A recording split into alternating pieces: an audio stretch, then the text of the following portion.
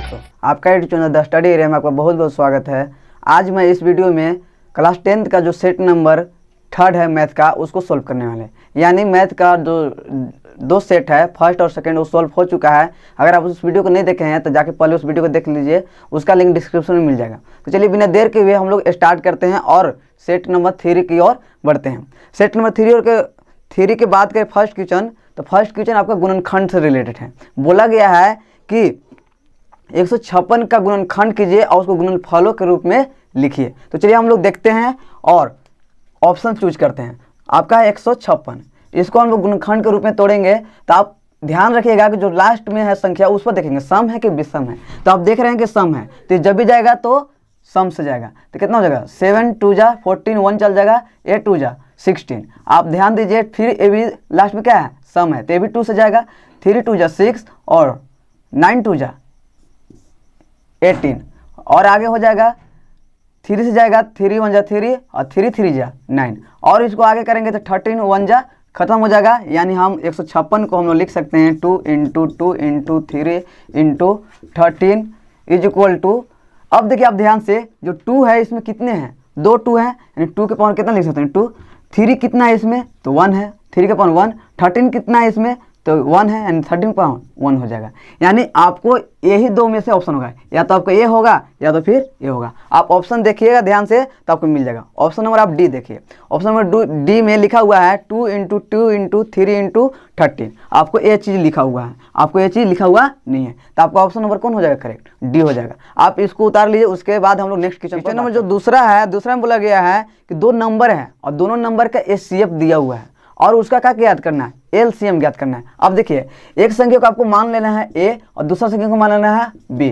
तो एक है 96 और दूसरा 404। आइए दोनों का एचसीएफ आपको दिया हुआ है 4। तो आपको फार्मूला दिया जाता है कि A × B is equal to HCF × LCM।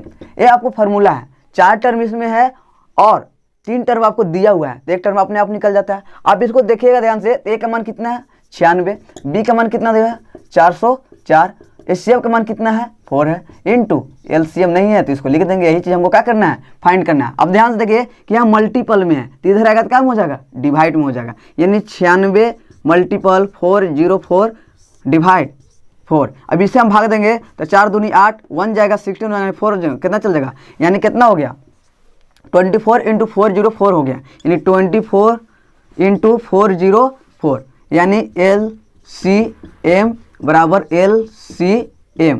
अब देखिए आपको यहाँ मल्टीपल करना है, तो मल्टीपल करके देखते हैं कौन सा ऑप्शन हो जाएगा।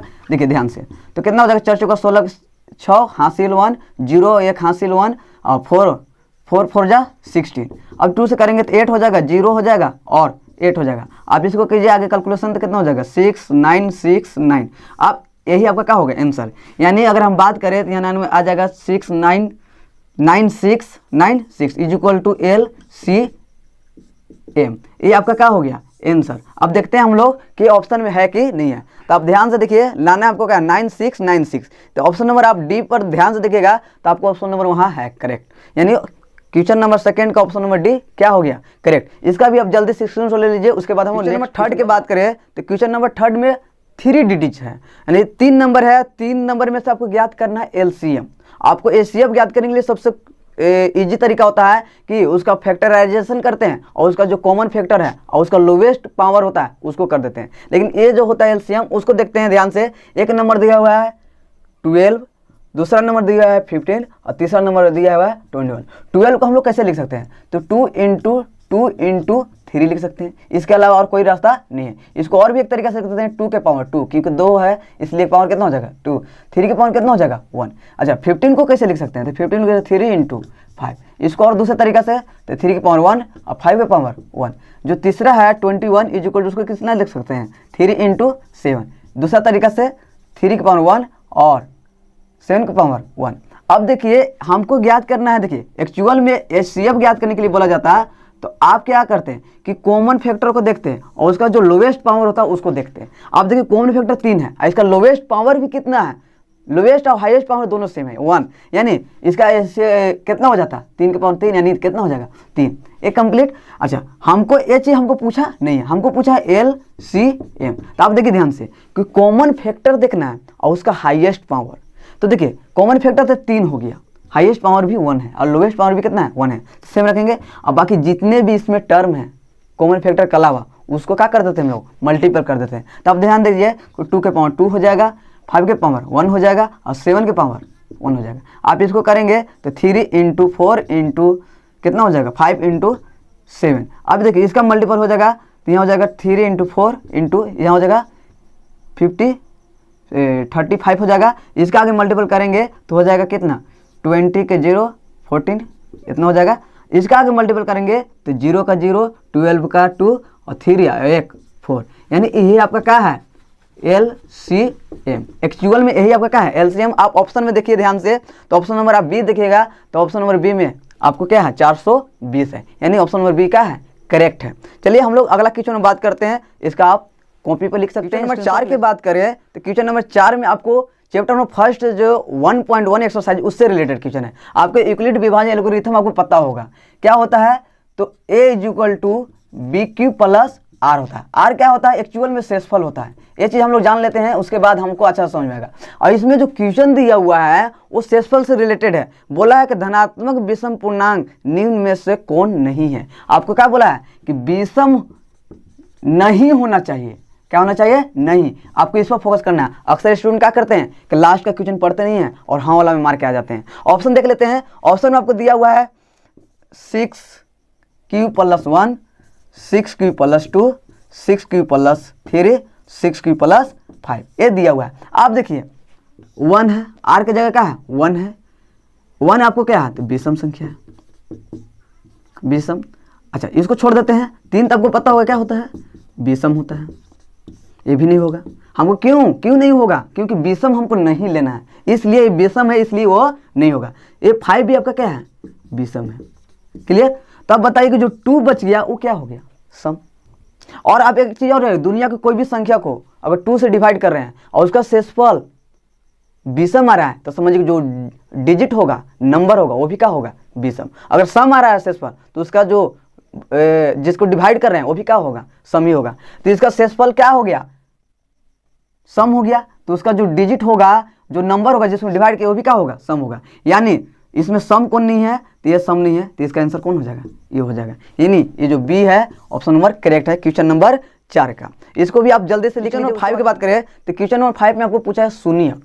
आपको द्विघात बहुपद दे दिया है, आपसे उसका क्या करना है शून्य ज्ञात करना है। यानी आपको जो दिया हुआ है x² - 5x और प्लस में आपका 6 है और इसका क्या याद करना है फाइंड करना है x का मान। तो आप देखिए ध्यान से इसको सॉल्यूशन करेंगे, ऑप्शन क्या क्या हमको पता नहीं है तो यहाँ 0 लगा देंगे। इसके बाद आपको पता होगा कि ऐसे जब फॉर्म होता है तो उसको बोलते हैं फर्स्ट इंटू लास्ट। फर्स्ट की जगह 1 है, कुछ नहीं रहता तो कितना होता है 1 होता है और लास्ट की जगह कितना 6 है, यानी 1 × 6 कितना हो जाएगा 6। और 6 को हमको ऐसे 2 भाग में डिवाइड करना है जिसको जोड़ने या घटाने पर क्या आ जाना चाहिए माइनस में 5 आ जाना चाहिए। अब इसको करते हैं 2 से, 3 बार में चल जाएगा 3 दूनी 6, 2 और 3 को जोड़ेंगे तो 5 आ जाएगा। लेकिन थोड़ा सा फर्क है कि यहाँ 5 माइनस में है, यहाँ काम हो गया प्लस में, सॉरी यहाँ माइनस में है और ये क्या में है प्लस में है, तो इसको हमको क्या मिलाना होगा माइनस में। तो यहाँ माइनस यहाँ भी माइनस देंगे तो क्या में आ जाएगा माइनस में आ जाएगा। यानी अगला फॉर्म क्या हो जाएगा x² माइनस में 2x और माइनस में 3x और प्लस में 6 = 0। आगे अब ध्यान दीजिएगा। अब देखिए हम लोग को कॉमन करना रहता है और कॉमन वही चीज़ होता है जो दोनों में शामिल होता है। देखिए इसमें x है इसमें भी x है, लेकिन इसमें 2 है लेकिन इसमें 2 नहीं है, तो क्या 2x कॉमन होगा नहीं, केवल क्या होगा x कॉमन होगा। यानी x कॉमन करेंगे तो यहाँ 2x था यानी x × x था तो क्या हो जाएगा x एक बाहर निकल जाएगा तो बच जाएगा x, और यहाँ से x बाहर निकल गया 2 × x था तो x बाहर निकल जाएगा तो क्या बच जाएगा 2। अब एक चीज़ और याद रखिएगा कि यहाँ जो कोष्ट में आता है वही सेम चीज़ नेक्स्ट कोष्ट में आता है। अगर ये चीज़ आ गया सेम तो आप 95% ये सोच लीजिएगा कि जो अभी हम सोल्व कर रहे हो क्या है सही जा रहा है। अब जिसको सोल्यूशन करते हैं इसमें 3 है इसमें भी 3 है, क्या 3 2 जा कितना होता है 6 होता है, 3 दूने कितना होता है 6 होता है। लेकिन इसमें x है का तो नहीं है, x तो कॉमन नहीं होगा, केवल क्या होगा माइनस में 3 कॉमन होगा तो बच जाएगा 1 और माइनस में बच जाएगा 2, क्योंकि माइनस गुनी माइनस होगा तो क्या हो जाएगा प्लस = 0। अब ध्यान दीजिएगा दोनों कोष्ट में क्या आ गया सेम आ गया। क्या आ गया? सेम। अब इसको देखिए, अब इसको बोला जाता है ये दोनों आपस में क्या हो गए? कॉमन। ये दोनों को हम लोग क्या कर देंगे? बाहर, यानी एक को बना देंगे। दो गए तो एक को बना देंगे, बच गया क्या? एक्स बच गया, ये बच गया माइनस में 3 इज इक्वल टू 0। अब आपको पता होगा, जहाँ भी क्लास करते होंगे बताया गया कि दोनों के लिए क्या होता है? 0 होता है। ये दोनों टर्म के लिए 0 होता है। क्यों? क्योंकि दोनों के बीच क्या है? मल्टीपल है। इधर से जाएगा तो भागा में जाएगा, और 0 में भागा कितना भी संख्या दे देंगे तो इसका मान कितना आएगा? 0 आएगा। इसलिए आगे बात करें तो x minus 2 is equal to क्या हो जाएगा? 0, या x minus 3 is equal to क्या हो जाएगा? 0। आगे बात करें तो माइनस में हो जाएगा तो क्या हो जाएगा? प्लस में। और यहाँ बात करें तो यहाँ क्या हो जाएगा? x इक्वल टू माइनस में है तो इधर जाकर क्या है? प्लस में। यानी जो x का मान आ गया 2,3, यानी 2,3 आपको ऑप्शन में देखना है। क्वेश्चन नंबर 5 के 2,3 option number C. Option number C क्या है? करेक्ट है। जल्दी से इसका स्क्रीनशॉट कीजिए। उसके बाद क्वेश्चन नंबर 3 की बात करें तो क्वेश्चन नंबर 3 काफ़ी इंटरेस्टेड क्वेश्चन है। बहुत लोग स्टूडेंट्स नहीं बनता है। इसमें क्या बोला गया है? एक बहुपद दिया है जिसका शून्यक बराबर भी है और विपरीत भी है। यानी कहने का मतलब है x का मान 4 आया है लेकिन एक प्लस में है और एक माइनस में है। दो शून्यक है लेकिन उसका जो साइन है वो विपरीत है। यानी अगर बात कर लें, इसका दिया हुआ है x² माइनस ए एक्स प्लस बी, और इसका शून्यक है वो क्या है? बराबर है। सपोज मान लीजिए कि कोई जो शून्यक आया होगा, सपोज लेट कर लेते हैं, वो कितना आया होगा? 4 आया होगा, लेकिन एक प्लस में होगा, क्या में होगा? माइनस में होगा। और यहाँ देखिए b की जगह फॉर्मेट क्या होता है? ए x² प्लस में बी एक्स और प्लस सी। तो आप ध्यान से देखिएगा, ध्यान से, तो b है, ये क्या है? b की जगह क्या है? a है, ठीक है, और c की जगह क्या है? यहाँ b है। तो आप समझिएगा ध्यान से कि जब बराबर है और विपरीत भी है तो कोई भी शून्य को देखिए ध्यान से कि प्लस में ले लिए, एका में हो जाएगा माइनस में। अच्छा छोड़िए ना, देखते हैं b का मान हम लोग कैसे निकालते हैं? Alpha plus beta is equal to क्या होता है? माइनस b बटा a होता है। क्लियर? तो इसमें मान लेते हैं, मान लेते हैं अल्फा, ये हो गया आपका अल्फा, ये क्या हो गया आपका? बीटा। तो अल्फा की जगह 4 ले लिए और बीटा की जगह माइनस में कितना हो जाएगा? 4 हो जाएगा। तो b की जगह मान कितना है? यहाँ a है, क्या में है? माइनस में। क्या में है? माइनस में। तो माइनस में, और यहाँ पहले से -1 था, और a का मान यहाँ कितना है? तो 1 है। यहाँ 1 हो जाएगा तो 1 का मान कितना है? 1। अभी दोनों कट के कितना हो जाएगा? 0। माइनस माइनस क्या हो जाएगा? प्लस। समझ में आ रहा है बात ना? यानी a का मान कितना आ गया? 0। और इस क्वेश्चन में आपका a के मान ही खोजा था। ऑप्शन में आप जाकर जल्दी ढूंढिए, ऑप्शन नंबर डी क्या है? करेक्ट है। इसका भी आप जल्दी से अगला जो क्वेश्चन नंबर 7 है वो आपका ग्राफ से, यानी चैप्टर नंबर 2 से। क्या है कि आपको सभी को पता होगा, ग्राफ में से शून्य को ज्ञात करना बहुत ही इजी होता है। मान लीजिए कोई एक ग्राफ है, ये होता है आपका एक्स एक्सिस, और ये क्या होता है? Y axis. और यहाँ क्या करता है कि ऐसे काट दिया, या और भी तरीका से काट देगा। अब पूछता है पी एक्स का शून्य की संख्या। आप ध्यान देना है कि यहाँ पी एक्स का पूछा है कि पी वाई का पूछा है। अगर वाई के पूछेगा तो इस लाइन को जितना बार काटेगा उसको लिखेंगे, और एक्स के पूछेगा तो एक्स वाला को जितना बार काटेगा उतना बार। तो आप ध्यान से देखिए, क्वेश्चन नंबर 7 का है ये क्वेश्चन।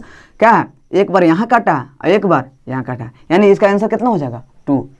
यानी ऑप्शन नंबर जो भी होगा, ऑप्शन नंबर सी क्या है? क्वेश्चन नंबर 8 की बात करें तो क्वेश्चन नंबर 8 चैप्टर नंबर 3 से आ गया। और चैप्टर नंबर 3 के जितने भी क्वेश्चन है, अगर आपके पास उस चैप्टर का कॉन्सेप्ट नहीं है तो कभी बनेगा नहीं। तो सबसे पहले उसका हम क्या करते हैं? कॉन्सेप्ट देते हैं। आपको उस कॉन्सेप्ट को क्या कर लेना है? लिख लेना है। अब देखिए कॉन्सेप्ट, फर्स्ट मेरा जो कॉन्सेप्ट होता है, ध्यान रखिएगा कि देता है कोई दो इक्वेशन है जिसमें a1 a2 a1 b1 c1 होता है, और फिर दूसरा इक्वेशन में क्या होता है? a2 b2 और क्या होता है? c2। तो उससे से रिलेटेड क्या है? a1 बटा a2 is not equal to b1 बटा b2। अगर ऐसा इक्वेशन रहेगा तो देखिएगा दो रेखा रहेगा, लेकिन वो दूसरे आपस में क्या रहेंगे? प्रतिच्छेद रहेंगे। आप इससे आइडेंटिफाई कीजिएगा, कनेक्ट करके सीखिए।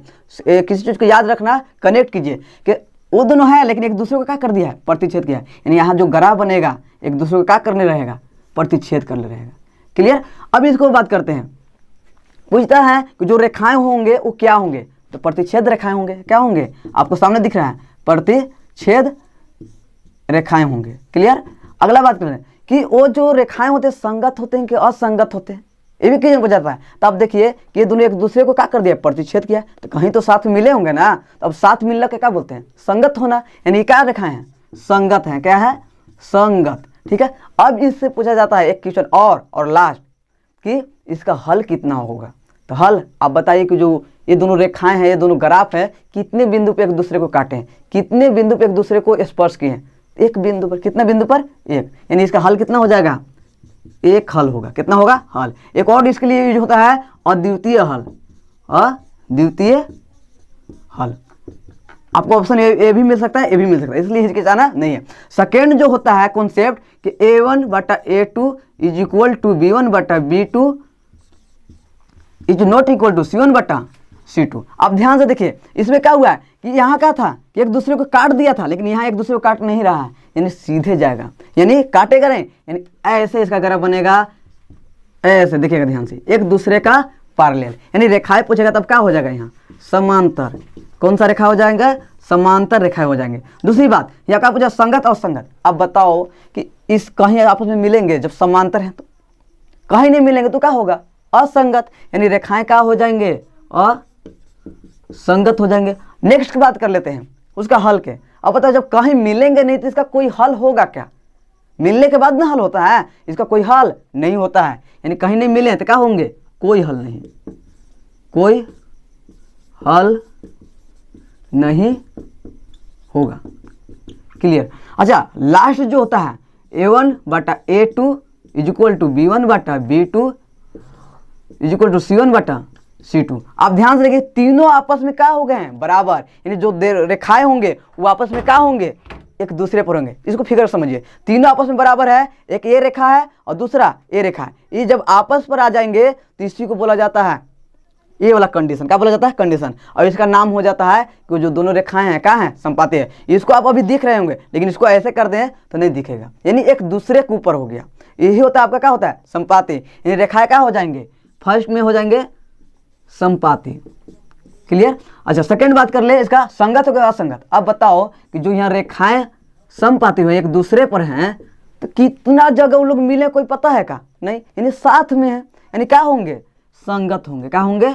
संगत। और हल के तो पता ही नहीं है कितने बिंदु पर वो लोग मिले हैं, कोई इसमें पता नहीं है, यानी अनेक हल, अनेक हल या फिर अनंत हल। अब हम लोग क्वेश्चन सॉल्व करने का प्रयास करेंगे। आप ध्यान से देखें कि क्वेश्चन 8 में क्या है। क्वेश्चन नंबर 8 है, आपको इजीली बोला है कि देखिए ध्यान से कंडीशन दिया हुआ है कि A1/A2 is not equal to B1/B2। एक कंडीशन दे दिया है। सबसे पहला बात कि कंडीशन में क्या पूछा हमको मतलब नहीं है, लेकिन ये कंडीशन किससे मिल रहा है? इससे मिल रहा है। क्या क्या पूछ सकते हैं? रेखा कैसा होगा? तो प्रतिच्छेद संगत होगा का? संगत, संगत। और हल कैसा होगा? एक हल या फिर अद्वितीय हल। देखिए क्या पूछा है इसमें, आपको पूछा है हल। क्या पूछा है? हल। तो आप जल्दी से बता दीजिए कैसा कंडीशन होगा, हल कितना होगा? एक या फिर अद्वितीय। ऑप्शन नंबर आप देख लीजिए फर्स्ट में ही है, अद्वितीय हल होगा। क्लियर? क्लियर समझ में आया ना? उसके बाद हम लोग बात कर लेते हैं नेक्स्ट का। आपको नेक्स्ट दिया हुआ है इक्वेशन। क्वेश्चन नंबर 9 है, उसमें क्या दिया हुआ है? इक्वेशन। इक्वेशन में देखिए आपको दिया हुआ है, उसको चलिए इक्वेशन को लिखते हैं, उसके बाद आपको समझ में आएगा। इक्वेशन में है 2x + 3y = 5। अगला है 4x + 3y = 15। अब बताओ कि A1 होगा, ये B1 होगा, और क्या होगा? C1। ये आपका A2 हो जाएगा, ये आपका क्या हो जाएगा? B2। ये आपका हो जाएगा क्या? C2। अब इसको देखिए हम लोग सजाने का प्रयास करते हैं। A1/A2 का मान रखेंगे तो A1 का मान कितना है? 2, और A2 का मान कितना है? 4। इसको करेक्ट करेंगे तो कितना हो जाएगा? 1/2। अच्छा नेक्स्ट के बारे में B1/B2। B1 का मान कितना है? 3, और B2 का मान कितना है? 6। इसको भी करेंगे तो कितना हो जाएगा? 1/2। अच्छा C1/C2 करके देखते हैं। C1/C2 = कितना हो जाएगा? C1 का मान कितना ऊपर में? 5 है, और C2 का मान कितना है? 15। इसको कट करेंगे तो कितना हो जाएगा? 1/3 हो जाएगा। आप देखोगे ध्यान से तो ये दोनों आपस में क्या हो गए हैं? इक्वल, लेकिन ये यहाँ ही क्या है? Not equal. यानी कौन सा कंडीशन आ जाएगा? A1/A2 बराबर है किसका? B1/B2 के, और किसके बराबर नहीं है? तो C1/C2 के बराबर नहीं है। अब ध्यान से देख सकते हो इसका मान कितना है? 1/3। ये दोनों का मान कितना है? 1/2। तो ये आपस में क्या होंगे? ये दोनों आपस में बराबर होंगे, ये बराबर नहीं होगा। ये कंडीशन किससे मिल गया? तो ये कंडीशन आपको जाके कहाँ मिलता है? सेकेंड वाला से। कहाँ मिलता है? सेकेंड वाला से। क्वेश्चन क्या पूछा? ये चीज़ देखते हैं। क्वेश्चन इसमें आपको पूछा है कि इसका हल कितने होंगे। तो बताओ इसमें हल कितने होंगे? कोई हल नहीं, इसका कोई हल नहीं। यानी ऑप्शन नंबर देख लेते हैं, किधर गया? Option number C. Option number C में आप ध्यान से देखिए तो लिखा हुआ क्या? कोई हल नहीं होगा, यानी इसका करेक्ट हो जाएगा सी। इसका आप स्क्रीनशॉट ले लीजिए। उसके बाद हम लोग क्वेश्चन नंबर 10 की बात करें तो क्वेश्चन नंबर 10 भी इसी चैप्टर से है, यानी तीसरा चैप्टर से बोला है यदि रैखिक समीकरण युग्म असंगत है। क्या है? रैखिक युग्म संगत असंगत है, यानी जो रेखाएं होंगे क्या होंगे? असंगत होंगे। तब बताइए कि उसके द्वारा जो निरूपित रेखाएं होंगे क्या होंगे। अब बताओ असंगत क्या है, यहाँ है, कहाँ है, यहाँ, तो उसके द्वारा जो निरूपित रेखाएं वो क्या है, बताओ क्या है, समांतर है। यानी ऑप्शन नंबर देखेंगे हम लोग जल्दी से, ऑप्शन नंबर ए आपका क्या हो जाएगा, करेक्ट। समझ ना, असंगत है तो उसके द्वारा कौन होगा, समांतर न होगा रेखा, यानी ऑप्शन नंबर कौन हो जाएगा, ए में आपका समांतर होगा, लिख दिया है। अब हम लोग नेक्स्ट बात कर लेते हैं 11 के।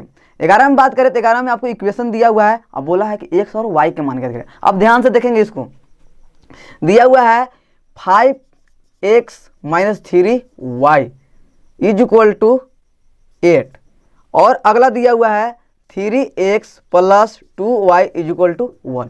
आपको पता होगा विलोपन विधि में अगर जोड़ते हैं और घटाते हैं तो एगो चर वाला टर्म क्या हो जाना चाहिए, कट जाना चाहिए। आप देखो कि दोनों में से कोई भी टर्म बराबर नहीं है, तो बराबर करने के लिए अपने से हम लोग क्या करते हैं, मल्टीपल करते हैं। तो इसमें अगर मल्टीपल हम कर दें, इसको 6 ला दें, यहाँ भी 6 ला देंगे तो कट जाएगा जोड़ने पर।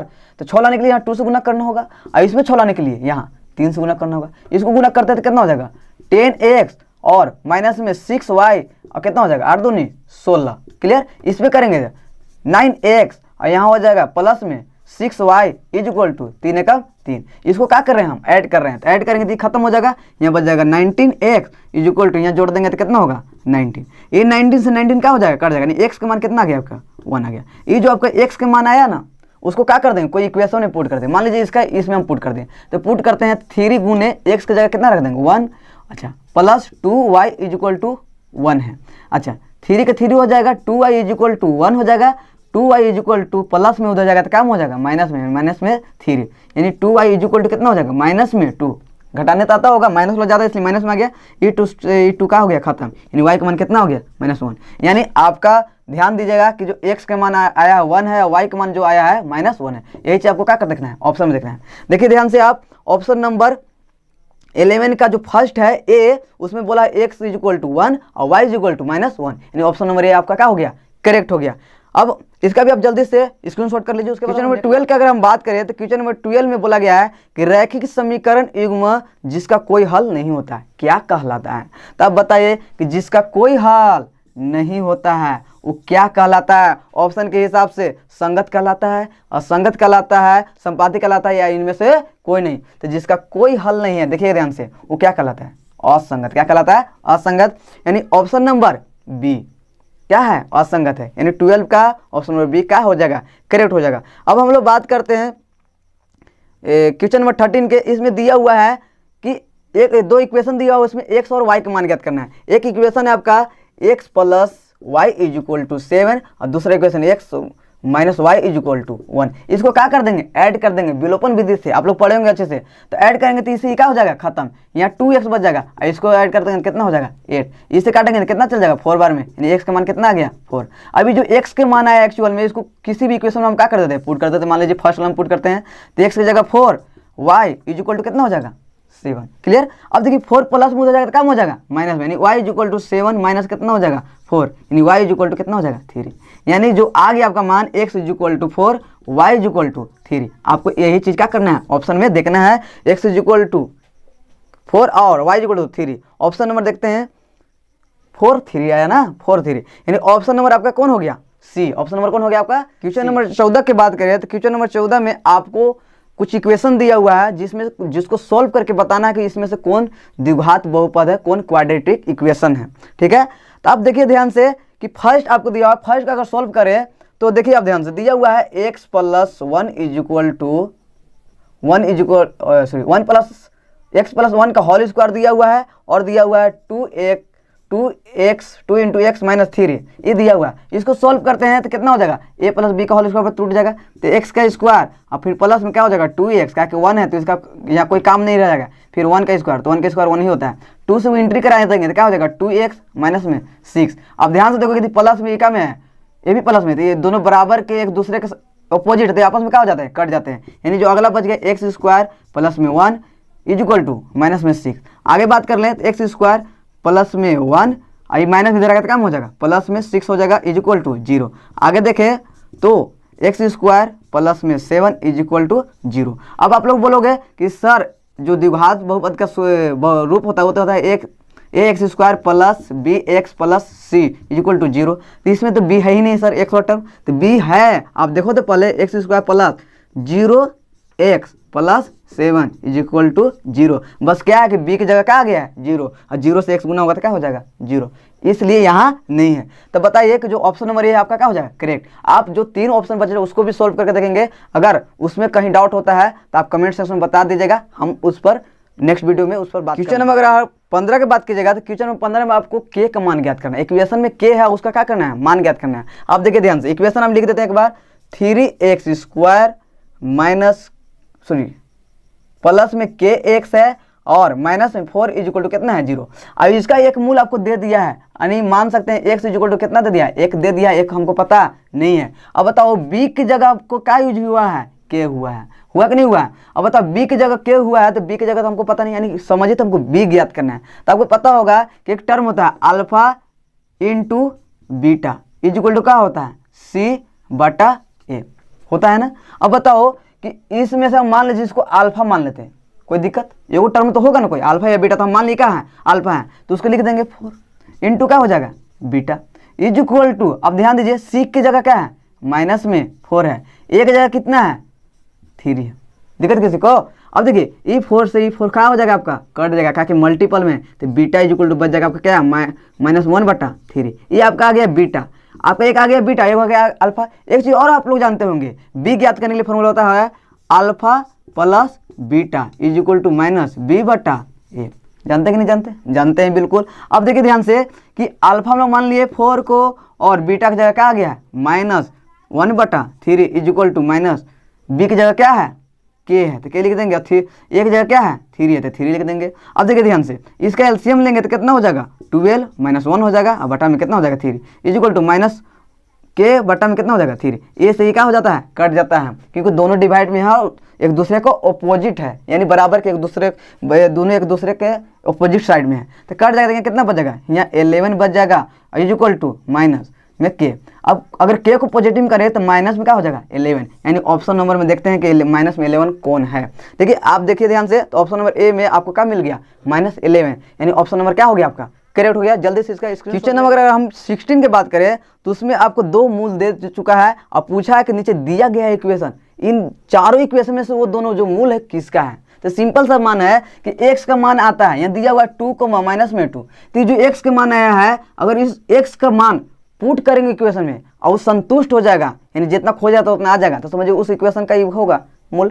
तो फर्स्ट हम लोग देख लेते हैं थोड़ा सा, फर्स्ट क्या है इक्वेशन में, तो एक्स स्क्वायर माइनस में 2 है इज इक्वल टू 0 है। इसमें अगर हम 2 पुट करके रखते हैं तो 2 का स्क्वायर और 2 इज इक्वल टू कितना हो जाएगा 0, तो यहाँ कितना हो जाएगा 4, यहाँ कितना है -2 है। अब इसको घटाएंगे तो कितना हो जाएगा 2 आ जाएगा। क्या सही हुआ? अच्छा एक ही को सही नहीं हुआ तो क्या हो गया, ऑप्शन नंबर ए क्या हो गया गलत, ऑप्शन नंबर ए क्या हो गया गलत। बी देखते हैं, तो बी आपको है कि एक्स स्क्वायर माइनस में 4 इज इक्वल टू 0, तो एक टर्म को हम रख के देखते हैं, तो 2 का स्क्वायर कितना हो जाएगा 4 -4 इज इक्वल टू कितना हो जाएगा 0, आ गया कि नहीं आएगा, एक्स मिल गया। अब इसी इक्वेशन में -2 को पुट करके देखते हैं, तो -2 पुट करेंगे यानी -2 का होल स्क्वायर माइनस में कितना हो जाएगा 4 इज इक्वल टू कितना हो जाएगा 0। इसका स्क्वायर करेंगे तो ये भी 4 होता है, क्या कि स्क्वायर माइनस तो उससे इफेक्ट नहीं पड़ता है, स्क्वायर के मतलब होता है 2 बार गुना करना, तो -2 गुने -2 तो माइनस माइनस प्लस 2 दूनी 4 कितना आ जाएगा 4 आ जाएगा, हाँ माइनस में 4 इज इक्वल टू कितना हो जाएगा 0। अब दोनों जो वैल्यू था ये जो इक्वेशन का क्या कर दिया संतुष्ट कर दिया, यानी जो वैल्यू है यानी ये मूल है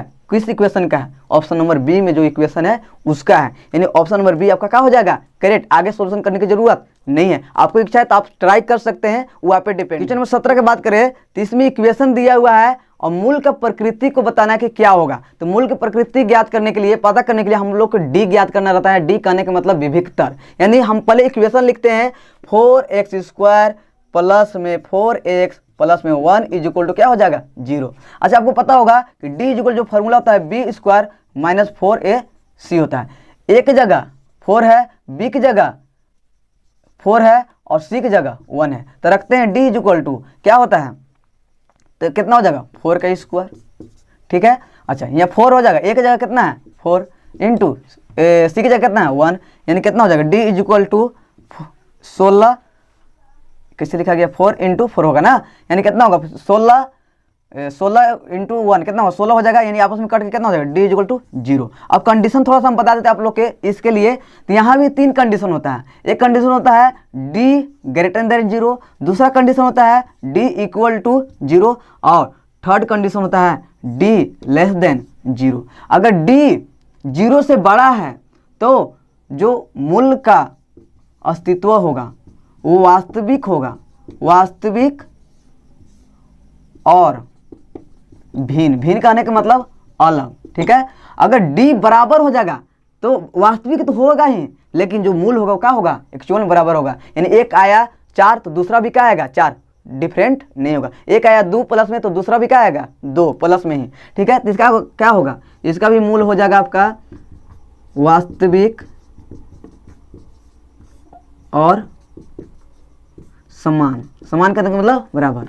और ये देखिए एक कंडीशन हम लोग लिखते हैं कि वास्तविक मूल नहीं है, लिख देते हैं, क्या लिख देते हैं हम लोग, वास्तविक मूल नहीं है, आगे लिख देते हैं। लेकिन ऐसा बात नहीं है, आप जैसे जाइएगा 10th क्लास में तो आपको पता चलेगा कि इसका भी मान होता है और इसका भी मूल होता है। हम लोग अंडर 10 में है इसलिए इसके बारे में नहीं पढ़ना है। 11th में जाकर एक चैप्टर मिलेगा आपको मैथ में, कम्प्लेक्स नंबर, उसकी के बारे में ये चीज़ है, तो वहाँ पर स्टडी कर लीजिएगा। आपको ध्यान देना है कि जो डी के मान आ गया कितना आया है 0, कितना आया है 0। तो देखिए तो यहाँ सेकंड कंडीशन में तो उसका मूल क्या होगा, वास्तविक और समान। वास्तविक और समान, ऑप्शन नंबर देखिए, प्रकृति बताना था ना, वास्तविक और समान यानी बराबर। ऑप्शन नंबर बी देखिए, वास्तविक और क्या लिखा हुआ है बराबर, ठीक है। तो आप ऑप्शन नंबर क्या हो जाएगा बी। तो जल्दी से आप ये तीनों पॉइंट उठा लीजिए, क्या कि कॉन्सेप्ट है और कॉन्सेप्ट आनी चाहिए। जब तक कॉन्सेप्ट नहीं आएगा तब तक कुछ भी बनने वाला नहीं है, ठीक है। नेक्स्ट क्वेश्चन बात करें, क्वेश्चन नंबर क्या है 18 है, 2x² minus 4x plus 3 is equal to क्या है 0। और इसमें बोला है कि इस इक्वेशन से आपको विविक्तर ज्ञात करना है, यानी डी ज्ञात करना है। ज्ञात करने का है डी, यानी डी इज इक्वल टू क्या हो जाएगा b² माइनस 4ac।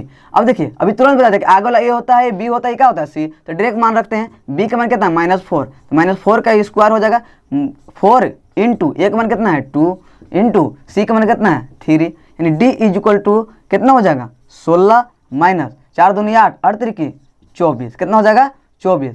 यानी इसको अगर हम घटाएं तो कितना आपको बच जाएगा 8, कितना बच जाएगा 8। अभी क्या में माइनस में, क्या कि माइनस वाला जो प्रोडक्ट है वो ज़्यादा है, ठीक है, इसलिए जो प्रोडक्ट मिलेगा आपको माइनस में ही मिलेगा। यानी ऑप्शन में देखते हैं 18 का जो ऑप्शन नंबर डी है उसमें देखिए आप ध्यान से कि उसमें क्या है -8 है, यानी डी ऑप्शन क्या हो जाएगा करेक्ट हो जाएगा। जल्दी से आप इसका स्क्रीनशॉट ले लीजिए। क्वेश्चन नंबर 19 में बात करें तो आपको इक्वेशन दिया हुआ है, उस इक्वेशन का जो मूल है समान है। समान करने का मतलब यहाँ दिखाई दे रहा है ना समान, तो इसके लिए कंडीशन जो डी का मान कितना होगा 0, यानी ऐसे समान बोल दिया है, समान बोल दिया है, इसलिए डी का मान कितना हो जाएगा 0। आपका इक्वेशन है 19 में ax² माइनस 4x प्लस में 1 इज इक्वल टू 0। तब बताइए कि d is equal to formula लगा देंगे तो क्या हो जाएगा b² माइनस 4ac। डी के मान कितना दिया हुआ है 0। कैसे, जब आपको जो की वर्ड है उसमें क्या बोल दिया समान, और समान होता है तो डी का मान कितना होता है 0।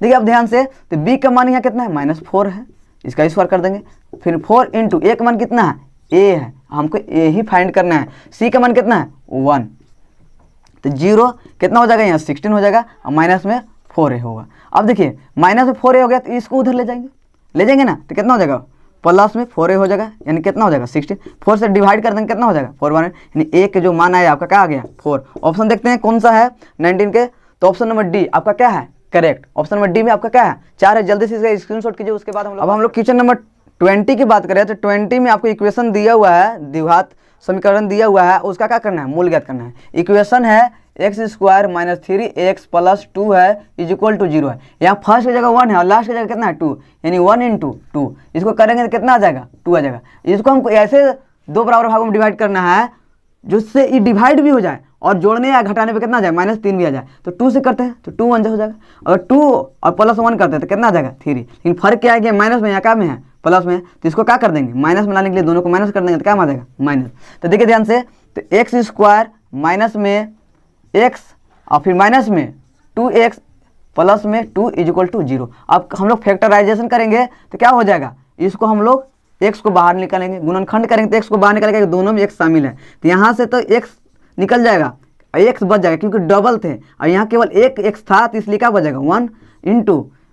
अब यहाँ इसमें से क्या कॉमन करें तो इसमें x नहीं है, लेकिन इसमें 2 है, इसमें 2 इसमें भी क्या है 2 है, तो 2 आपका क्या हो जाएगा कॉमन, 2 बाहर कर देंगे तो x बच जाएगा, अब माइनस में क्या बच जाएगा 1, क्या 2 तो बाहर नहीं चल गया, अब माइनस इंटू माइनस होगा तो क्या हो जाएगा प्लस में इज इक्वल टू 0। अब जो डिवा होता है देखिए सेम आ गया, यानी हम लोग सही चल रहे हैं। यानी आगे बात करेंगे x माइनस 1, ये दोनों आपस में क्या हो जाएंगे एक जगह हो जाएंगे, जो बचा क्या x minus 2 is equal to कितना हो जाएगा 0। आप ध्यान से देखिएगा कि 0 होता है दोनों के लिए होता है, इसलिए x minus 1 is equal to 0 और x minus 2 is equal to 0। आप देखिए ध्यान से तो कितना हो जाएगा, माइनस में तो जाएगा तो कम होगा प्लस में, इसको करेंगे तो x जुड़ क्या होगा प्लस में 2, यानी x का जो मान आया 1,2। देखते हैं ऑप्शन नंबर कौन है, तो 1,2 option number D. Option number D देखिएगा तो आपको मिल जाएगा 1,2, तो ऑप्शन नंबर क्या हो जाएगा डी करेक्ट हो जाएगा। क्वेश्चन नंबर जो 21 है वो एपी से है। इसमें जो एपी दिया हुआ है पूछा है प्रथम पद और सार्वअंतर। प्रथम पद का मतलब A1 और सार्वअंतर का मतलब डी। पहले हम एपी आपके सामने लिख देते हैं, दिया हुआ है 3/2 कोमा 1/2, फिर दिया हुआ है आपका -1/2, फिर उसके बाद दिया हुआ है माइनस में 3/2। तो इसका आप बात करें तो जो A1 हो जाएगा वो तो हो जाएगा ये, लेकिन डी के मान ज्ञात करें तो ये आपका हो जाएगा, ये आपका A1 है, ये आपका क्या हो जाएगा A2। यानी A2 में से हम लोग क्या करते हैं A1 को घटाते हैं, तो A2 का मान कितना है 1/2 माइनस A1 का मान कितना हो जाएगा, तो A1 का मान आपका हो जाएगा 3/2। अब इसका एलसीएम लेंगे तो कितना हो जाएगा 2, तो यहाँ 1 और माइनस में 3 यानी कितना आ जाएगा आपको आ जाएगा माइनस में 2 इज इक्वल टू 2, यानी कितना है डी के मान कितना आ जाएगा माइनस में 1। यानी बात करें तो A1 के मान आपको आ गया 3/2 और जो डी के मान आ गया वो आपका आ गया माइनस में 1। यानी देखते हैं ऑप्शन कौन सा हो जाएगा, तो देखते हैं 3/2 और डी के मान लाना है माइनस में 1, तो ऑप्शन नंबर ध्यान से देखिएगा सी, तो आपको क्या हो जाएगा मिल जाएगा, यानी ऑप्शन नंबर सी का है करेक्ट है। जल्दी से इसको स्क्रीनशॉट कीजिए। क्वेश्चन नंबर जो 22 उसमें बोला है 30वां पद ज्ञात करें, यानी एपी दिया हुआ उसका क्या करना है 30वां पद ज्ञात करना है। यानी एपी आपका दिया हुआ है 10, 7, 4 और इसका क्या करना है 30वां पद, यानी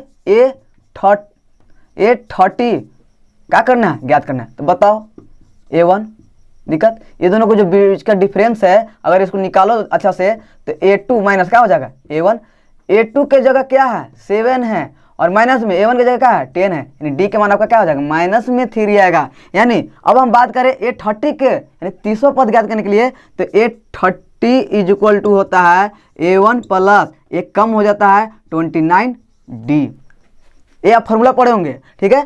तो A30 इज इक्वल टू हो जाएगा क्या A1 का मान कितना है 10 है प्लस में 29 इंटू डी का मान कितना है -3, यानी A30 इज इक्वल टू हो जाएगा 10 और इसको इंटू कराएंगे तो माइनस में हो जाएगा, यानी 9 × 27 और 3 दूनी 6 और 2 8, यानी इतना हो गया। अब देखिए ध्यान से ये आपका क्या हो जाएगा घटेगा, तो घटने के बाद आएगा कितना 77, कितना आएगा 77, वो भी क्या में आएगा माइनस में, क्या कि माइनस वाला प्रोडक्ट क्या है ज़्यादा है, यानी रिजल्ट आएगा वो क्या में आएगा माइनस में। ऑप्शन नंबर देखते हैं, ऑप्शन नंबर आप देखिएगा बी, तो माइनस में वहाँ का है 77, यानी ऑप्शन नंबर बी का हो जाएगा। जो क्वेश्चन नंबर 23 है उसमें बोला है एपी दिया हुआ है और उसका जो लास्ट पद है वो दिया हुआ है 27, का दिया हुआ है 27। आप देखिए ध्यान से 5 है 7 है 9 है 11 है डॉट डॉट डॉट, अब कहाँ तक गया है 27 तक, तो जो 27 है वो एन है लास्ट पद। अब बोला है कि जो एन है यानी 27 है वो केवां स्थान पर है, केवां पद पर है। तो आप देखिए ध्यान से,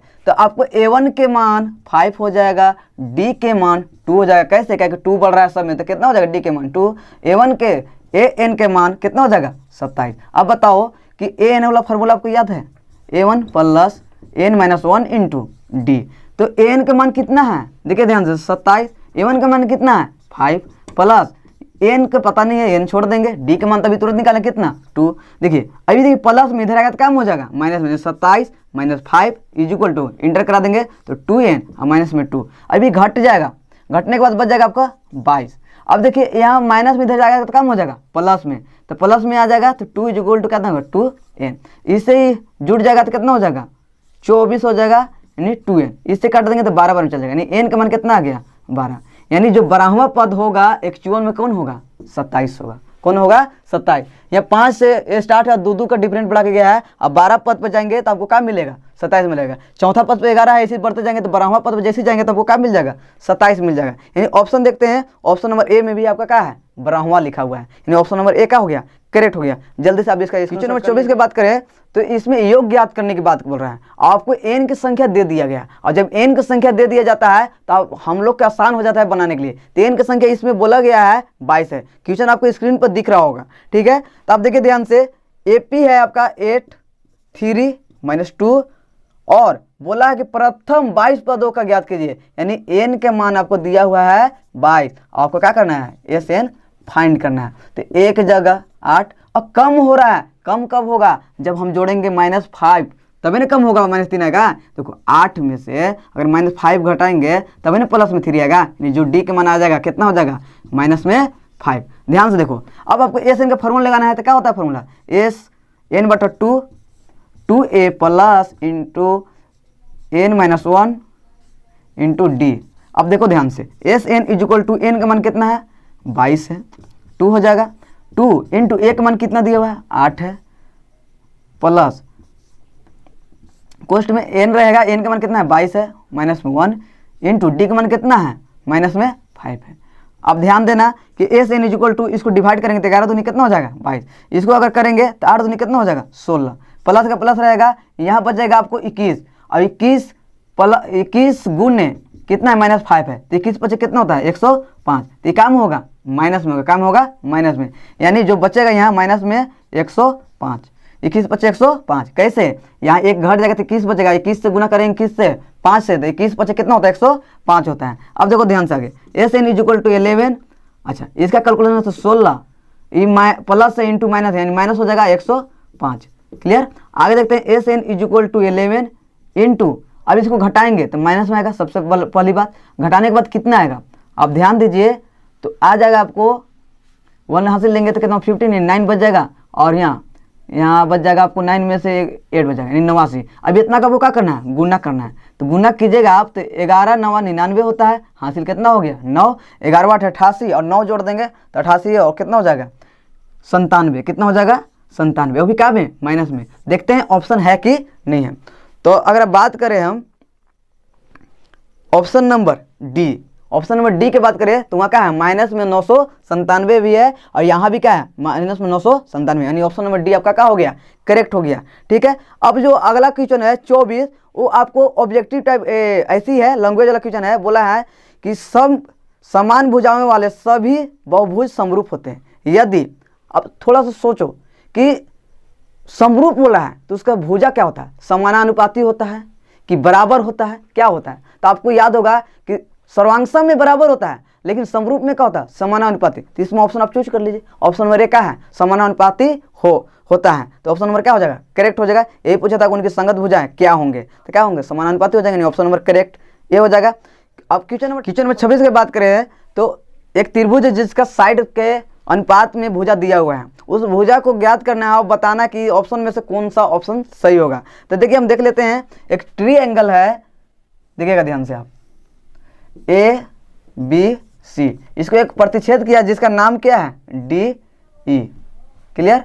और इसका मान भी दिया हुआ है, आप देखिएगा ध्यान से, मान दिया हुआ है, ए डी के मान दिया हुआ है 1 सेंटीमीटर, डी बी के मान दिया हुआ है 1.5 सेंटीमीटर, और ए ई के मान दिया हुआ है 2 सेंटीमीटर, और ई सी के मान दिया हुआ है 4 सेंटीमीटर। क्लियर। आपको इसको क्या करते हैं, हम लोग सेटिस्फाइड करते हैं, देखते हैं इस पर क्या बोलते हैं, Thales theorem, Thales theorem satisfied करते हैं। तो अगर हम साइड इसको लेके चलें तो क्या हो जाएगा, ए डी बटा डी बी। ए डी के मान कितना है, 1 है, और डी बी के मान कितना है, तो 1.5 है। क्लियर। इसको अगर उड़ाएंगे तो कितना हो जाएगा, इतना होगा, यानी 10/15 हो जाएगा, इतना है। अच्छा उधर देखते हैं, ये साइड लेके चलें तो कितना हो जाएगा, ए ई बटा ए सी होगा। अच्छा ए ई के मान कितना है, 2 है। क्लियर। अच्छा इसका मान कितना है, 4 है, यानी कितना कट के हो जाएगा, 1/2। यानी आप देखोगे ध्यान से तो ये दोनों आपस में बराबर नहीं हो रहा है। और थेल्स के लिए हमको क्या चाहिए, ए डी बटा D B is equal to A E बटा ई सी, ई सी। अभी दोनों जो इक्वेशन है फर्स्ट और सेकेंड, ये दोनों सी का हो जा रहा है, नॉट इक्वल टू। यानी इसमें देखते हैं ऑप्शन क्या दिया हुआ है, इसमें दिया हुआ है लास्ट ऑप्शन इनमें से कोई नहीं, यानी ऑप्शन नंबर कौन हो जाएगा, डी हो जाएगा आपका। क्वेश्चन नंबर 27 की बात करें तो क्वेश्चन नंबर 27 में बोला है कि समरूप त्रिभुजों की संगत भुजा, सेम ऊपर क्वेश्चन था, जो समरूप त्रिभुज उसके संगत भुजा क्या होते हैं, बराबर होते हैं, समानुपाती होते हैं, क्या होते हैं। तो आपको इसमें भरना है, खाली जगह है, ऑप्शन में दिया हुआ है बराबर, बी में दिया हुआ समानुपाती, और सी में बोला है न तो समांतर और नहीं समानुपाती, और डी में दिया इनमें से कोई नहीं, तो कौन हो जाएगा समानुपाती, यानी ऑप्शन नंबर बी, यानी ऑप्शन नंबर बी आपका क्या हो जाएगा करेक्ट। अब हम लोग बात करते हैं क्वेश्चन नंबर 28। तो क्वेश्चन नंबर 28 में आपको फिगर दिया हुआ बताना है कि ट्रायंगल समरूप है, तो कैसे समरूप लिखा जा सकता है, ऑप्शन में कौन है। तो आप देखिए ध्यान से, एक ट्रायंगल है जिसका नाम है ए बी सी, दूसरा ट्रायंगल है जिसका नाम है पी क्यू आर। ये साइड आपका 3√3, इसका साइड है 6√3, ये साइड है 7.6, ये साइड है आपका 3.8, ये है 6, ये है 12। तो आप देखिए ध्यान से देखिएगा, तो ये जो साइड है इससे मिल रहा है, ठीक है। इसको डिवाइड करेंगे तो आपको क्या मिल जाएगा 1/2, ठीक है, बराबर।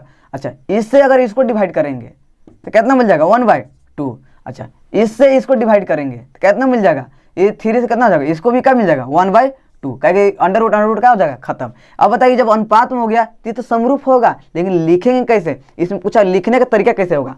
तो आप बताओ, पहले यहाँ से स्टार्ट करेंगे तो ट्रायंगल ए लिखेंगे, तो ट्रायंगल यहाँ क्या लिखेंगे आर लिखेंगे, क्लियर। अगर हम इधर से घूमते हैं तो इसको क्या कैसे घूमना होगा, इधर अगर लिखेंगे बी यहाँ, तो यहाँ क्या लिखाएगा क्यू, क्या लिखाएगा क्यू। अगर इधर उसके बाद आ जाएंगे यहाँ सी, और इसके बाद आ जाएंगे क्या पी, यानी यहाँ समरूप चिन्ह। आप देखिए ध्यान से, ऑप्शन में आपको मिल जाएगा क्या है ए बी सी और आर क्यू पी। तो ऑप्शन नंबर बी आप ध्यान से देखिएगा तो आपको ऑप्शन बी में ए क्या है मिल गया, यानी ऑप्शन नंबर बी आपका क्या हो जाएगा करेक्ट हो जाएगा, क्या हो जाएगा करेक्ट। जल्दी से आप इसको स्क्रीनशॉट ले लीजिए। उसके बाद हम लोग बात करते हैं क्वेश्चन नंबर 29 पर। जो क्वेश्चन नंबर 29 है वो चैप्टर नंबर 6 है। एक थ्योरम आता है चैप्टर नंबर 6 में, थ्योरम नंबर 6.6। वो थ्योरम में क्या बोलता है कि यदि दो त्रिभुज समरूप हैं तो उनके क्षेत्रफल का अनुपात के बराबर होता है, उनके संगत भुजाओं के अनुपात के वर्ग के बराबर होता है। उसी से रिलेटेड एक क्वेश्चन है, तो चलिए हम लोग देखते हैं इसको। क्वेश्चन नंबर 29 में बोल रहा है कि दो त्रिभुज दोनों समरूप हैं, अभी दोनों का क्षेत्रफल दिया हुआ है।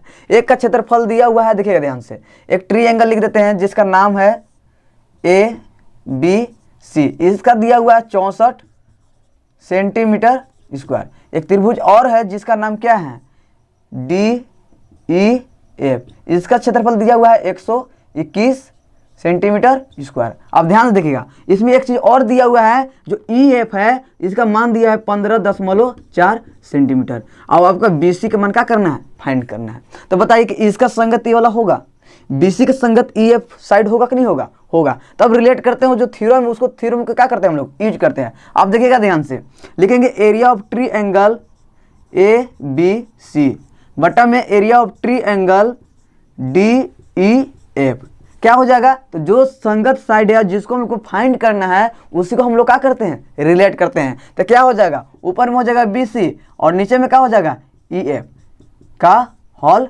स्क्वायर। इसका मान कितना दिया हुआ है एरिया, तो दिया हुआ है 64 और इसका मान कितना दिया हुआ है तो 121 is equal to B C का मान नहीं दिया हुआ है, लेकिन ई एफ का तो मान दिया हुआ है ना कितना 15.4 का क्या हो जाएगा होल स्क्वायर हो जाएगा।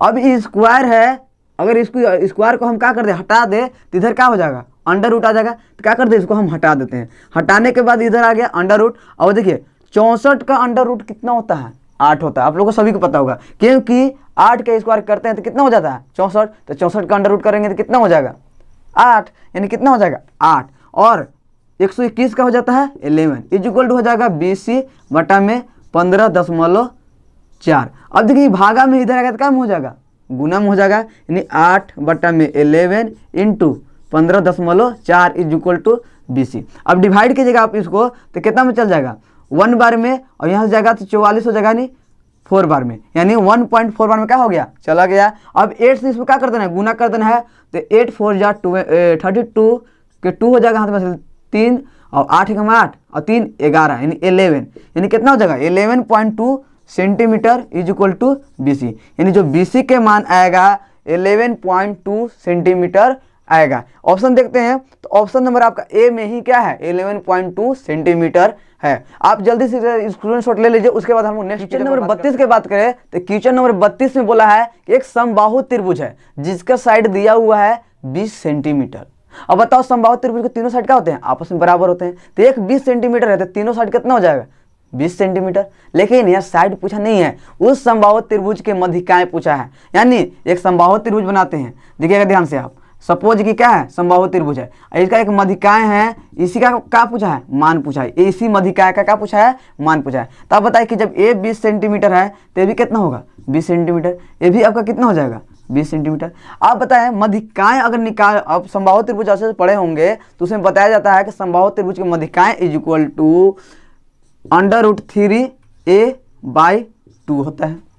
अब एक जगह यहाँ क्या है तो उसका साइड है, क्या है साइड, तो देखिए √3 हो जाएगा, इंटू में एक मान 20 अब बटा में 2, इससे भागा दे दीजिए कितना बार में चल जाएगा 10 बार में, यानी कितना हो जाएगा √3 10 इंटू में, इसको आप देखिए सजा के लिख देना है 10√3 सेंटीमीटर। यही आपका क्या हो जाएगा इस साइड का यानी मध्यिकाएं का मान हो जाएगा, यानी 10√3 सेंटीमीटर। ऑप्शन देखते हैं जल्दी से, ऑप्शन नंबर आप ध्यान से देखिएगा तो आपका ए में ही क्या है 10√3 सेंटीमीटर। तो इसका भी जल्दी से स्क्रीनशॉट करेंगे। उसके बाद हम लोग नेक्स्ट नंबर 31 की बात करें तो क्वेश्चन नंबर 31 में 3 साइड दे दिया हुआ है। अब बोला है कि निम्नलिखित में एंगल दिया हुआ है, इन एंगलों में से कौन सा एंगल होगा। तो हम लोग चैप्टर नंबर जो 6 था उसमें हम लोग पढ़े थे पाइथागोरस थ्योरम। अगर पाइथागोरस थ्योरम स्टेबलाइज्ड हो जाएगा यानी दोनों तरफ बराबर हो जाएगा तो उसको हम लोग क्या बोल देते हैं कि पाइथागोरस थ्योरम है, यानी समकोण त्रिभुज में वो काम करेगा। यानी समकोण त्रिभुज में कोण कितना होता है 90 डिग्री। तो इसको देखते हैं तो 3 साइड दिया उसमें से जो बड़ा होगा उसको मान लेंगे कर्ण,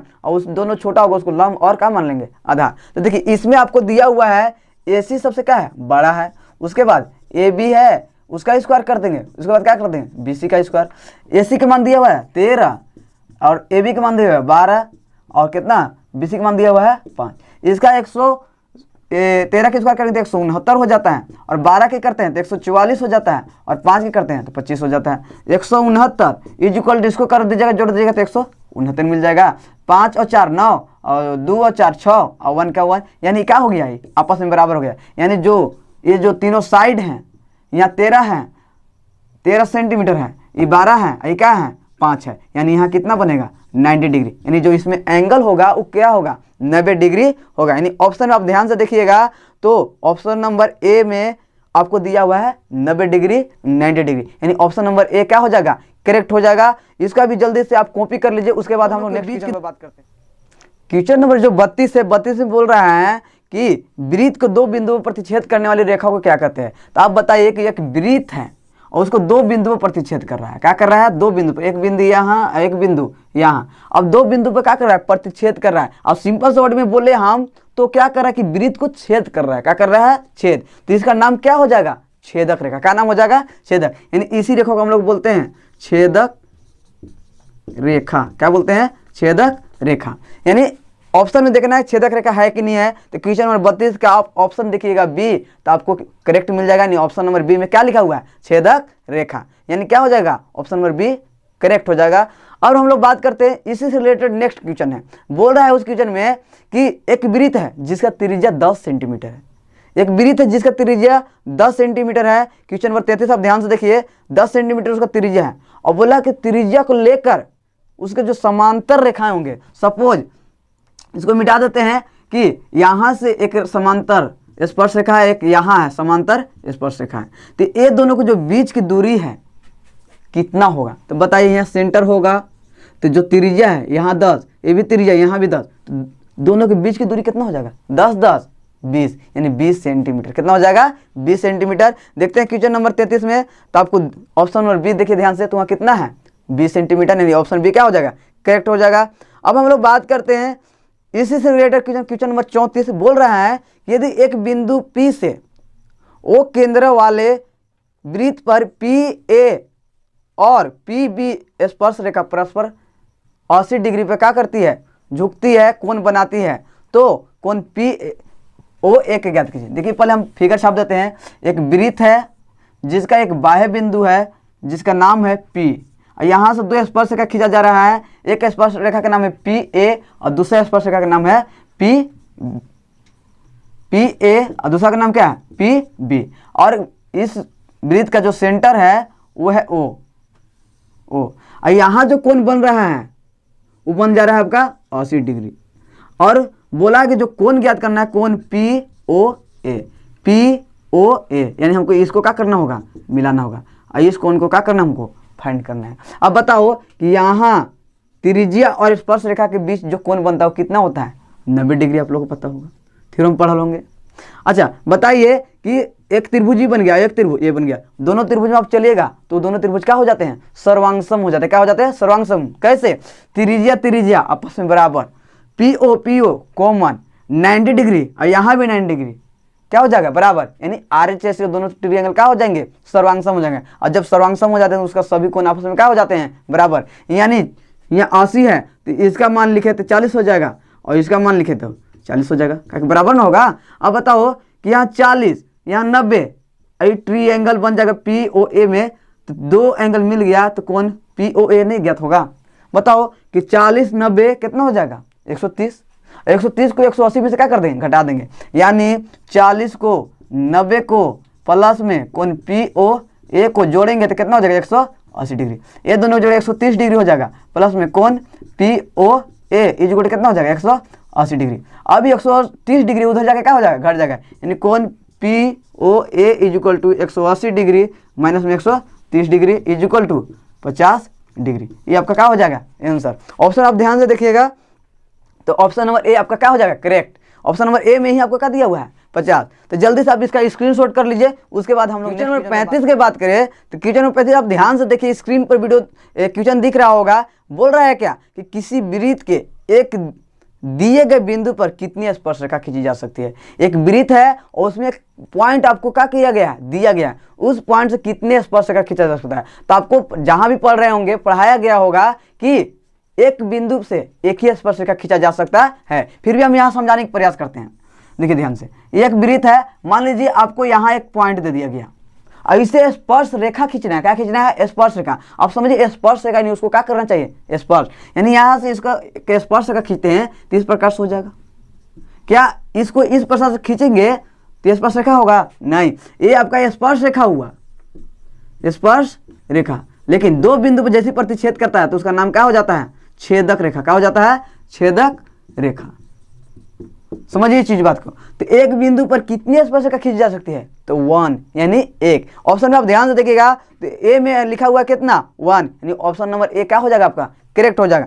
अब हम लोग नेक्स्ट की बात करें तो नेक्स्ट क्वेश्चन है आपका क्या बोल रहा है कि 90 डिग्री केंद्रीय कोण और R त्रिज्या वाले त्रिज्यखंड का क्षेत्रफल ज्ञात कीजिए। यानी आपको बोला है कि थीटा दे दिया है आपको 90 डिग्री, थीटा कितना दे दिया है आपको 90 डिग्री। क्वेश्चन नंबर 36 देखना आपको ध्यान से। और जो रेडियस होता है रेडियस वो आपको दिया है, मान लीजिए R ऐसे सपोज मान लेते हैं, उसका मान कितना दे दिया है R दे दिया है। तो इसका त्रिज्यखंड का क्षेत्रफल ज्ञात करना है। तो इसका त्रिज्यखंड का क्षेत्रफल क्या होता है आप देखो ध्यान से, तो होता है थीटा बाय 360 डिग्री इंटू में पाई R स्क्वायर। क्यों बड़ा आर मान रहे हैं क्योंकि छोटा आर हमको पुट करना है। अब देखिए थीटा का मान कितना है 90 डिग्री बटा में 360 डिग्री इंटू कितना हो जाएगा पाई रहने देगा कि पाई के रेट करके आंसर दिया हुआ है तो पाई रहने देते हैं। आर के मान कितना दिया हुआ है छोटा आर, तो छोटा आर की स्क्वायर हो जाएगा। इसको काट देते हैं तो कितना हो जाएगा 4 बार में चल जाएगा, 0 0 खत्म 9 चौका 36।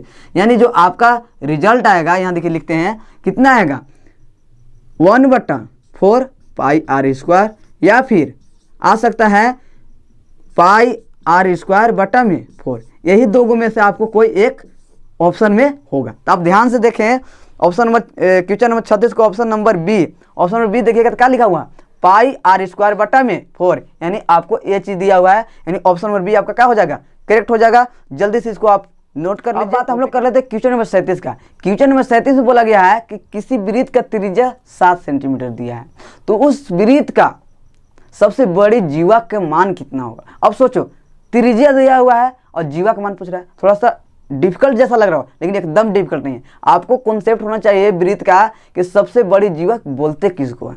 तो आप देखिए ध्यान से, एक वृत्त वाले छाप लेते हैं, एक वृत्त छाप लिए। अगर आप यहाँ से स्टार्ट करते हैं जीवा बनाने के लिए, जीवा को बनाते बनाते बनाते एक ऐसा जीवा बनेगा जो सबसे बड़ी होगा। उस सबसे बड़ी जीवा को ही नाम क्या दिया जाता है? व्यास। सबसे बड़ी जीवा को क्या नाम दिया जाता है? व्यास। सबसे बड़ी जीवा, सबसे बड़ी जीवा ही क्या होता है? व्यास। तो बताओ कि जब r 7 सेंटीमीटर है तो व्यास दुगना हो जाता है। आपको पता होगा d इज टू 2r। अब r के मान कितना दिया हुआ है? तो 7 दिया हुआ है, तो 7 दूनी 14 सेंटीमीटर। समझ में आया? पहला कॉन्सेप्ट क्या है कि सबसे बड़ी जीवा कौन होता है? व्यास होता है। व्यास इज इक्वल टू फॉर्मूला क्या होता है? तो त्रिज्या के दुगना, त्रिज्या के दुगना यानी d is equal to 2r। तो r के मान रख दीजिए, कितना हो जाएगा? जितना मान होगा उतना दुगना हो जाएगा, यानी 7 दिया हुआ था तो कितना हो जाएगा? 14, यानी 14 सेंटीमीटर। ऑप्शन में आप देखते हैं, ऑप्शन नंबर आप देखिएगा ध्यान से डी। ऑप्शन नंबर डी देखिएगा तो आपको क्या मिल जाएगा? ऑप्शन नंबर करेक्ट आंसर वहां मिल जाएगा। ठीक है, अब हम लोग बात करते हैं 39 पर। 39 में आपको क्वेश्चन दिया हुआ है कि 10 सेंटीमीटर त्रिज्या वाले एक वृत्त की कोई जीवा केंद्र पर समकोण आंतरित करती है। यानी क्या बोल रहा है कि एक वृत्त है, आप देखिएगा ध्यान से कि कोई एक वृत्त है जो एक त्रिज्या उसका दिया हुआ है और जब वो कर रहा है तो कैसा आंतरित कर रहा है? समकोण। यानी यहाँ कितना बनाएगा? 90 डिग्री। कितना बनाएगा? 90 डिग्री। तो और इसका जो रेडियस है, ये जो रेडियस है r इक्वल टू कितना है? 10 सेंटीमीटर है। तो इसका दीर्घ त्रिज्यखंड ज्ञात कीजिए। तो आप पहले सोचिए कि इसका लघु त्रिज्यखंड हो गया हुआ, और ये जो आपको दिख रहा होगा, ये जो बाहरी वाला दिख रहा होगा वो आपका क्या हो गया? दीर्घ त्रिज्यखंड। तो कैसे ज्ञात होगा? पूरे वृत्त में से अगर ये जो छोटा वाला भाग है यानी छोटा त्रिज्यखंड घटा दें तो जो बचेगा वो क्या बन जाएगा? बड़ा त्रिज्यखंड बन जाएगा।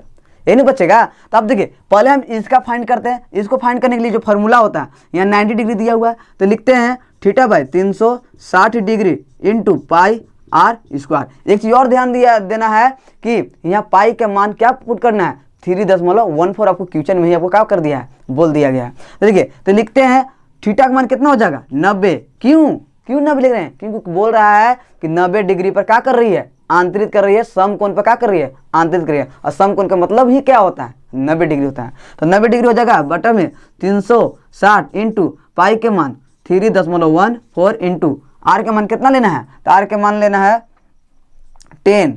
तो 10 का स्क्वायर करेंगे तो कितना हो जाएगा? 100 हो जाएगा, क्योंकि आर का स्क्वायर है तो 10 का स्क्वायर कितना हो जाएगा? 100। अब क्या करते हैं, यहाँ से हम लोग डेसिमल उड़ाते हैं तो कितना हो जाएगा? 100 बढ़ जाएगा, क्योंकि 2 को नंबर के आगे था तो इसे ही क्या हो जाएगा? खत्म। 0 से 0 खत्म, 9 चौका 36 खत्म हुआ। अब देखिए ध्यान से, तो इसको अगर हम भाग दे अच्छा से तो कितना यहाँ बच गया है? तो 314 बट्टा में 4, 2 दूनी 4 तो कितना हो जाएगा? 15 दूनी 30 और 7 दूनी 14, यानी 157 बटा 2। इसको और अच्छा से भाग दें तो कितना आ जाएगा? तो इसका आ जाएगा, आप ध्यान दीजिएगा, तो कितना आ जाएगा? 78.5 सेंटीमीटर स्क्वायर। ये छोटा वाला भाग क्या है अभी, जो जिसको बोलते हैं लघु त्रिज्यखंड। और हमको किसको ज्ञात करना है? दीर्घ त्रिज्यखंड का मान ज्ञात करना है। तो क्या करते हैं, अब वृत्त का निकाल लेते हैं। क्या करते हैं? वृत्त का मान ज्ञात करते हैं। अब वृत्त का मान ज्ञात करने के बाद उसको क्या कर देंगे? घटा देंगे, जो छोटा वाला है। तो वृत्त का जो होता है क्षेत्रफल क्या होता है? पाई r स्क्वायर। पाई का मान लेना कितना है? 3.14 इंटू आर का स्क्वायर यानी 10 का स्क्वायर। 10 का स्क्वायर कितना हो जाएगा? 100। इसको उड़ा दीजिए, 100 बढ़ जाएगा और इसको क्या हो जाएगा? खत्म। यानी जो पूरा वृत्त के आया वो आपका आ गया 314 सेंटीमीटर स्क्वायर। इस 314 में से हमको कितना घटाना होगा? 78.5 को क्या कर देंगे? घटा देंगे। तो जो आपको यहाँ बच रहा था दीर्घ त्रिज्यखंड, उसका मान क्या हो जाएगा? निकल जाएगा। तो कितना निकालते हैं? लिखते हैं 314, दशमलव मिलाना है तो 0 दे देंगे, दशमलव 5 है, फिर कितना 8 और यहाँ 7 है। इसको देखते हैं तो हासिल लेंगे तो 10 में से 5 जाएगा तो 5 हो जाएगा, दशमलव यहाँ 13 हो जाएगा। 1 हासिल लेंगे तो 13 में से 5 जाएगा तो 5, यहाँ 0 बचा तो 1 हासिल ले लेंगे तो यहाँ कितना हो जाएगा? 10 में से 7 जाएगा तो 3, और यहाँ 3 था, 1 हासिल ले लिया तो कितना बच गया? 2, तो यहाँ कितना हो जाएगा? 2। आपका यही आपका क्या होगा? करेक्ट हो जाएगा, यानी 235.5। ऑप्शन में देखते हैं 235.5 centimetre square. Option number A क्या है? करेक्ट है। ऑप्शन नंबर ए क्या होगी आपका? करेक्ट। अब क्वेश्चन नंबर 40 की बात करें तो क्वेश्चन नंबर 40 में बोला गया है कि एक वर्गाकार खेत है, वर्गाकार खेत है या फिर हाथा मारा एक मान लीजिए घर है जिसमें एक गाय को बांधा गया है। उस गाय का या वहाँ बोल सकते हैं घोड़ा बांधा गया है। वो घोड़ा का जो रस्सी है 7 मीटर है। कितना है? 7 मीटर। देखिए एक वर्गाकार है, देखिएगा आप ध्यान से, वर्गाकार खेत है और जो घोड़ा का रस्सी है कितना है 7 मीटर बड़ा है। तो यहाँ से जितना दूर गाय घूमेगा उतना दूर का बनाएगा, सर्कल बनाएगा। लेकिन जब दीवार है तो दीवार को अंदर ही नहीं चलेगा कि बाहर आ जाएगा, अंदर चलेगा। तो ये 7 तो है बनेगा, वो क्या हो जाएगा एक्चुअल में ये आपका रेडियस हो जाएगा। क्या हो जाएगा रेडियस। और जो चलेगा ना इतना ही दूर चलेगा। कितना दूर चलेगा इतना ही। और जब जहाँ खूटा होगा वहाँ कोना में बनल वहाँ कितना डिग्री बनेगा 90 डिग्री। क्या कि वर्गाकार के गुण ही होता है कि उसका सभी कोण 90 डिग्री पर होते हैं। कितना पर होते हैं 90 डिग्री पर। तो जितना दूर में ये घोड़ा या गाय या जो भी जानवर बना गया है जितना दूर में चल पा रहा है उतना का क्या करना है क्षेत्रफल ज्ञात करना है। तो सिंपल सा बात है। देखिए ध्यान से यहाँ त्रिज्यखंड एक बन रहा है। तो त्रिज्यखंड का क्षेत्रफल क्या होता है theta by 360 degree into pi r square. Theta का मान 90 डिग्री बट्टा में 360 डिग्री इंटू पाई का मान कितना लेंगे 22/7 इंटू जो आर का मान है कितना है 7, यानी 7 के स्क्वायर करेंगे तो कितना हो जाएगा 49। लेकिन 7 गुने क्या करते हैं 7 लिखते हैं। 7 से 7 कैंसर, यहाँ से 9 चौका 36 और क्या हो जाएगा 2 दूनी 4 और 11 दूनी 22। जो आपका आंसर आएगा आप मल्टीपल कर दीजिए तो कितना आ जाएगा ऊपर 77, 7 से गुना होगा तो अब बट्टा में 2। ठीक है। अब देखते हैं कि ऑप्शन बाटा वाला में है कि पूर्ण दशमलव में है। तो यहाँ दिया हुआ है दशमलव में, तो इसको क्या कर लेते हैं आगे कर लेते हैं। तो आगे काम करेंगे तो 3 दूनी 6 जाएगा, यहाँ 8 दूनी 16 1 बचेगा, डेसिमल देंगे 10 हो जाएगा, 5 दूनी 10 सेंटीमीटर स्क्वायर या फिर मीटर में है तो मीटर स्क्वायर। ये आपका क्या हो जाएगा करेक्ट आंसर। देखते हैं ध्यान से। तो 38.5 लाना है तो 38.5 आपका ऑप्शन नंबर बी है। ऑप्शन नंबर बी में ध्यान से देखिए तो 38.5 मिल गया। अगर आप इस लेक्चर को देख रहे हैं, अगर वीडियो अच्छा लगा होगा तो लाइक कीजिए, सब्सक्राइब कीजिए और अपने दोस्तों के पास शेयर कीजिए। और थोड़ी बड़ी मिस्टेक हो गए तो उसको कमेंट सेक्शन में जरूर बताना है ताकि हम उसको नेक्स्ट वीडियो में नेक्स्ट लेक्चर में सुधार कर सकें। मिलते हैं नेक्स्ट वीडियो में, तब तक के लिए गुड बाय।